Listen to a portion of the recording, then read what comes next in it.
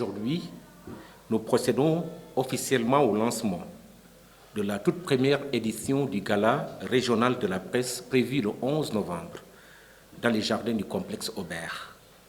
Ce programme, qui est un moment fort de communication et de fraternité, est une occasion de rendre un hommage mérité aux doyens de la corporation qui, tout au long de leur carrière, se sont investis pour le développement du secteur de la presse, mais c'est également une occasion de primer les meilleures productions journalistiques en presse écrite, en presse en ligne, ainsi que pour la télévision et la radio. En plus, nous avons initié un prix spécial dédié à la paix et au nôtre qui sera décerné au chef de l'exécutif régional, le gouverneur sortant, Djedji Diouf, pour service rendu à la presse en particulier et aux populations de la région de Ziguinchor en général. Pour rendre un vibrant hommage à des confrères arrachés à notre affection, le bureau de l'APIC a décidé de décerner des prix. Un prix presse écrite à feu Joseph Lopi. Un prix radio à notre confrère feu Papo Mané. Un prix télévision à feu Lamine Sagnan. Et un prix presse en ligne à feu Sana Sadio. Des doyens comme Khadi Raïcha Diédiou de la RTS, Ibrahim Gassama de la radio Zig FM, Liliane Fall de Sud FM et Alpha Diallo de Deutsche Welle seront honorés pour les donner en exemple à la jeune génération. Et comme vous le savez, l'organisation d'un tel événement exige d'énormes moyens logistiques et surtout financiers. Et comme l'APIC a des ressources très limitées, le bureau s'est lancé dans la recherche de fonds.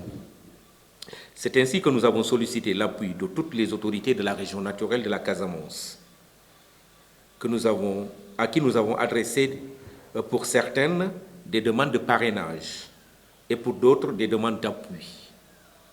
Nous avons voulu faire de ce gala une affaire des fils et filles de la région de Ziguinchor.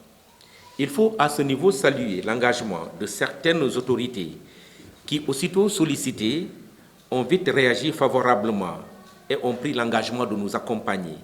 Financièrement, il s'agit de Doudouka qui a accepté d'être le parrain de cet événement.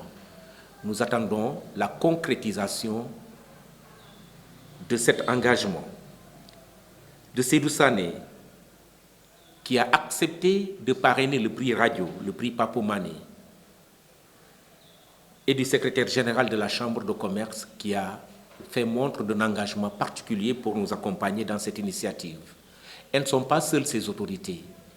Il y en a qui n'ont pas encore réagi et on compte beaucoup sur leur réaction, car nous ne voulons pas qu'elles ne fassent pas partie justement de ce qui va faire l'histoire de la presse régionale.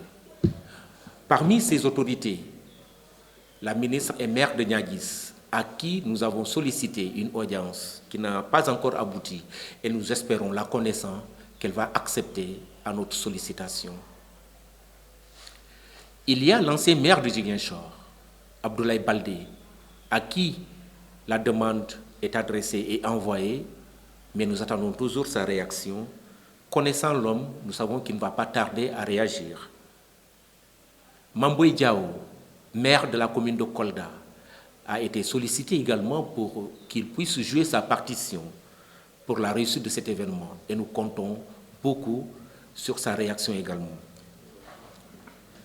Nous attendons la concrétisation de leur engagement et nous invitons les autres à venir apporter leur soutien à la presse régionale pour la réussite de ce gala qui va se dérouler devant un pattern d'invités qui sera inscrite dans l'agenda annuel de la presse régionale.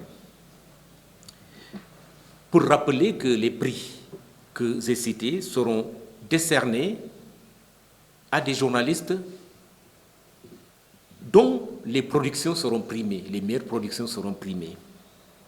Donc je répète, il y aura le prix presse écrite, feu Joseph Lopi, le prix radio de feu Papo Mané, le prix télévision de Lamine Sagnan et le prix presse en ligne dédié à Sana Sadio.